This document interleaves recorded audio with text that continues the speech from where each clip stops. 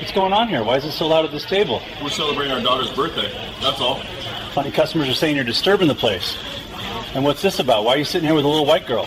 That's our daughter. Yeah? Well, you're bothering people. Pack it up and leave the diner now. We're not leaving. We're eating dinner.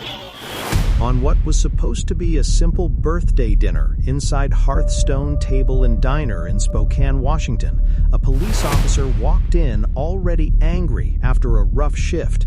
Minutes later, that same officer would be standing over a black family's table, accusing them of disturbing the restaurant, despite the fact that other customers had been quietly watching the entire thing unfold.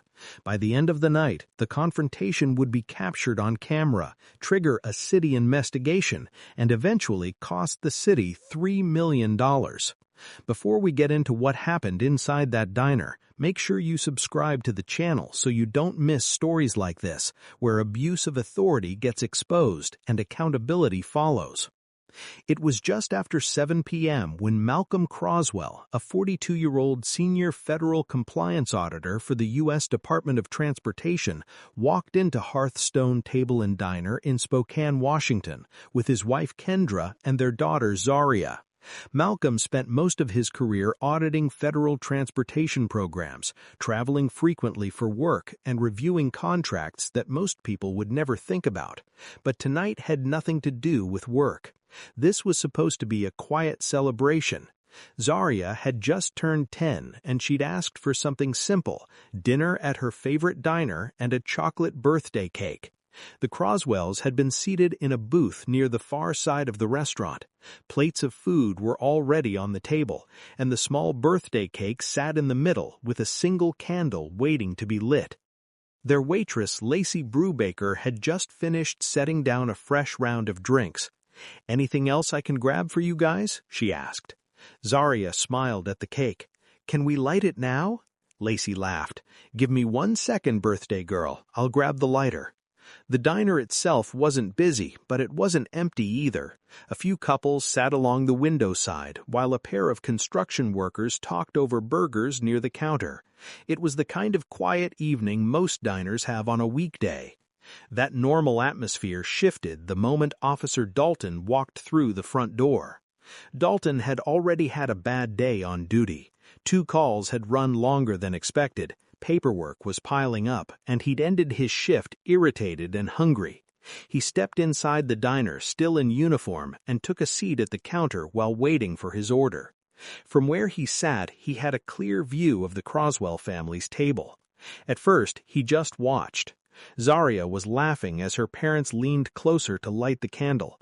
A couple nearby tables glanced over, smiling the way people usually do when they see a kid celebrating a birthday. But Dalton wasn't smiling. He stared longer than anyone else in the room. Then he muttered something under his breath.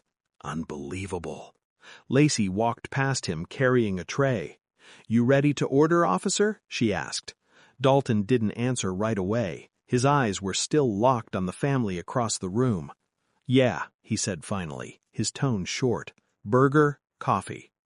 But even after placing the order, he kept watching them. Across the diner, Malcolm had just finished lighting the candle when Zaria closed her eyes to make a wish. That's when Dalton pushed his chair back. Without saying another word, he stood up and began walking directly towards the Croswell family's table. Officer Dalton stopped beside the Croswell family's table just as Zaria leaned forward to blow out the candle on her cake. The small flame flickered for a moment before disappearing. Kendra smiled and clapped lightly. "Happy birthday, sweetheart," she said. Zaria grinned, still holding the edge of the table. That's when a voice cut into the moment. "That enough noise for you people?" The family looked up.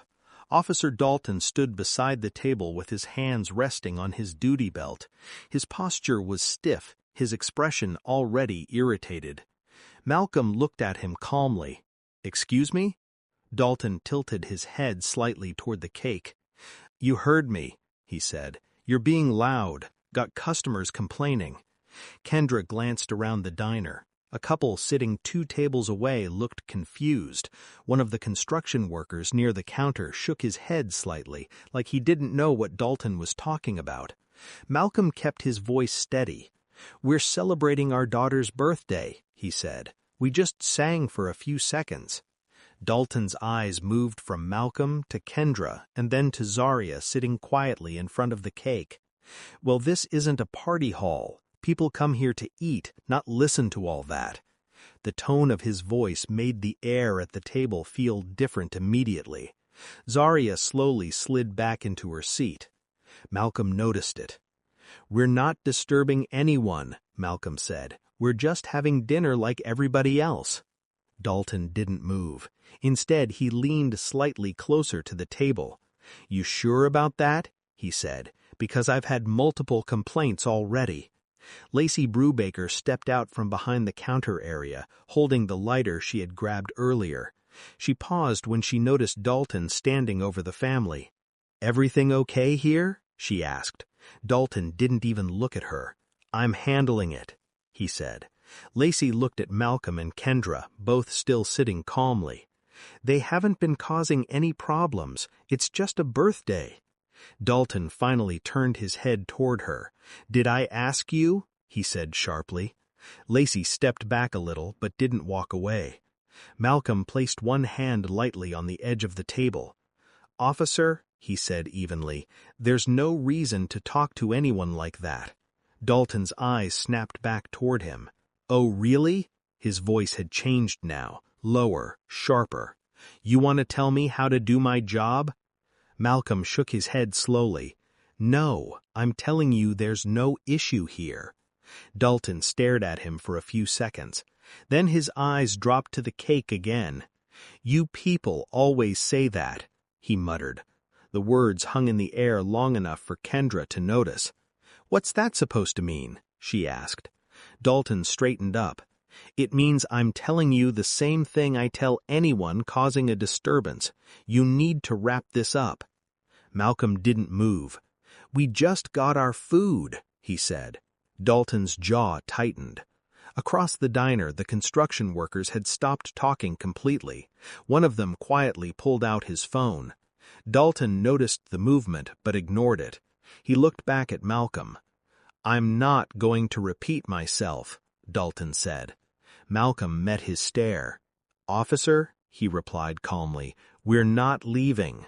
For a brief moment, Dalton said nothing. Then he reached toward the radio on his shoulder. "Dispatch," he said, pressing the button. "Send another unit to Hearthstone Table and Diner." He kept his eyes locked on Malcolm as he spoke the next words. "I've got a group here refusing to cooperate and harassing customers."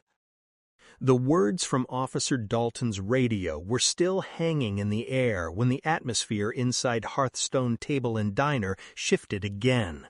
Several customers had already stopped eating. A couple near the window had turned their chairs slightly to watch. The two construction workers near the counter were now openly looking toward the Croswell family's table. Malcolm Croswell remained seated. His hands stayed calmly on the table, one near the plate of food he hadn't even started eating yet. Across from him, Kendra Croswell could see the tension building. She glanced toward their daughter. Zaria had gone quiet. The excitement from a few minutes ago was gone, replaced with confusion as she looked between her parents and the uniformed officer standing over them. Malcolm spoke first. "You just told dispatch we're harassing customers," he said evenly. Dalton didn't hesitate. "That's exactly what I said." Malcolm slowly glanced around the room. "No one here has complained. In fact, most people look confused about why you're standing here." Dalton's jaw tightened. "You questioning my judgment now?" "I'm questioning your accusation," Malcolm replied. Dalton leaned closer to the table. "You people think you can do whatever you want in public places," he said quietly, his voice carrying just enough edge for the family to hear clearly. Kendra's eyebrows tightened. "You people?" she repeated. Dalton didn't answer the question. Instead, he looked at the cake again like it personally offended him. "You already made enough of a scene," he said. "Pack it up." Malcolm shook his head slowly. "We're not causing any scene," he replied. "You walked over here." Dalton let out a short laugh. "Yeah, and now I'm telling you to leave." Malcolm stayed calm. No. For a second, Dalton just stared at him. You refusing a lawful order? I haven't given one, Malcolm said. You've made an accusation that isn't true. Dalton shifted his weight. You want me to make it official? Before Malcolm could answer, another voice came from behind Dalton. That won't be necessary. Dalton turned. Standing a few steps away was Martin Garfield, the diner's manager. He had come from the kitchen area after hearing the raised voices. Garfield had run the diner long enough to recognize when something wasn't right. "What's going on here?" he asked. Dalton pointed toward the Croswell family. "These folks are disturbing customers and refusing to leave." Garfield looked around the room. No one looked disturbed. In fact, several people were watching Dalton. Garfield turned back to him. "They've been sitting here eating dinner," he said calmly. "There hasn't been any disturbance." Dalton's expression hardened. "So you're saying I'm wrong?" "I'm saying I haven't had a single complaint," Garfield replied. Dalton's voice sharpened. "Maybe people don't want trouble." Garfield folded his arms. "Or maybe there isn't any." For a moment, neither man spoke. Then Dalton looked back at Malcolm. "This is exactly the problem. People like you think you're above rules." Malcolm finally responded. "Officer, I'm a federal government auditor," he said calmly. "My job literally revolves around following rules." Dalton's eyes narrowed slightly, but instead of backing off, his tone turned colder. "I don't care what job you claim to have," he said. Just then Garfield spoke again. "Officer Dalton," he said evenly, "every inch of this dining room is covered by security cameras." Dalton glanced up instinctively toward the corner of the ceiling. Garfield continued, "So whatever happens next is going to be on video." For a moment, Officer Dalton didn't say anything. His eyes stayed fixed on the security camera mounted in the corner of the ceiling. Then he slowly looked back at Martin Garfield. "You threatening me with cameras now?" Dalton asked. Garfield kept his voice calm. "No," he said, "just stating a fact." Around the diner, the quiet had turned into something else. A few customers had already taken their phones out. One of the construction workers near the counter was clearly recording. Dalton noticed it immediately. He pointed toward the man. "Put the phone down," he snapped. The man didn't move. "I'm just sitting here," he replied. Dalton's attention shifted back to the Croswell family. "You see what you started?" he said sharply. Malcolm Croswell leaned slightly back in his seat. "No," Malcolm said calmly. "What we're seeing is you creating a problem that didn't exist 5 minutes ago."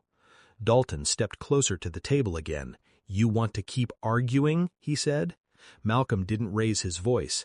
"I'm explaining reality." Dalton's jaw tightened. "You're about one step away from being removed from this place." Kendra spoke up.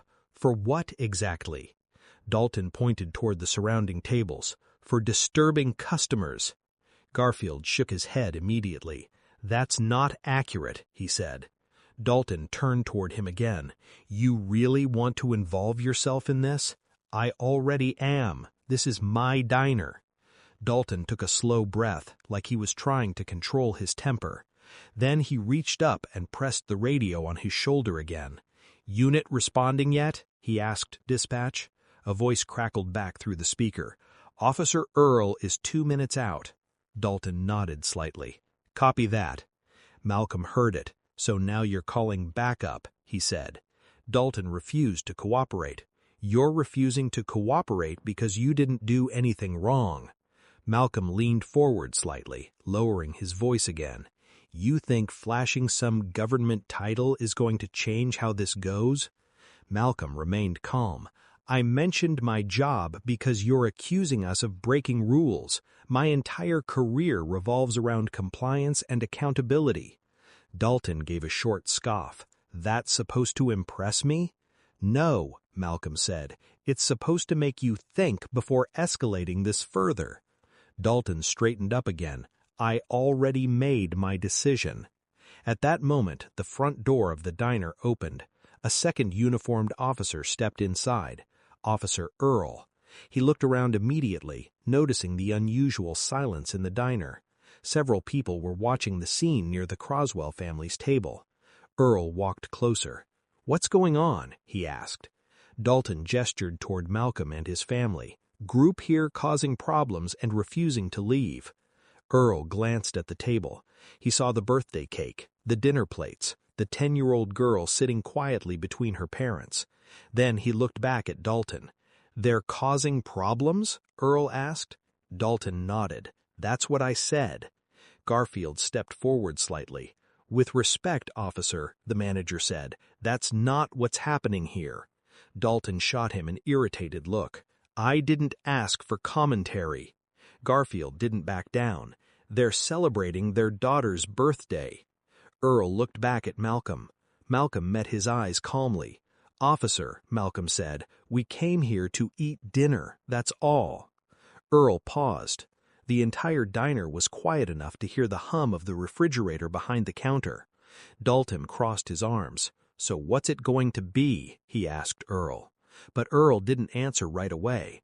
Several phones were pointed toward the Croswell family's table now. Officer Earl noticed it immediately.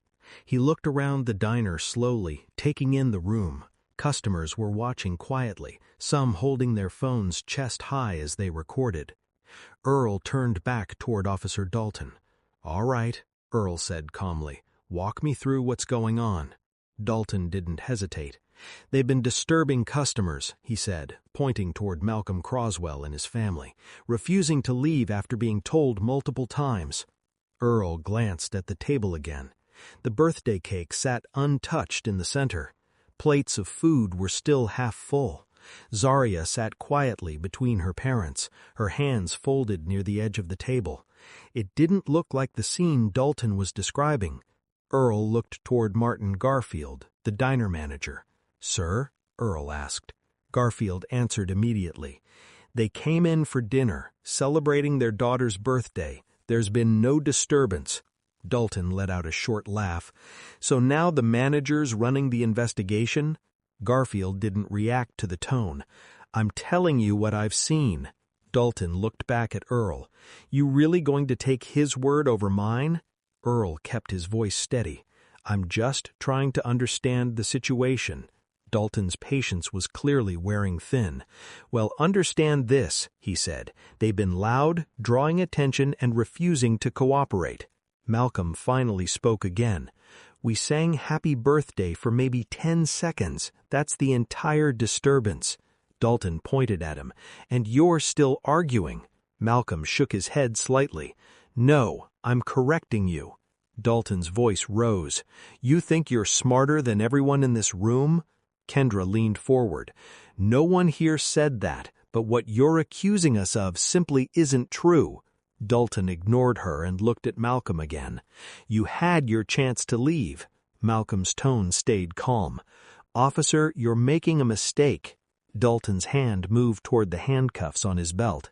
"Stand up." But before he could go any further, Martin Garfield stepped directly between Dalton and the Croswell family.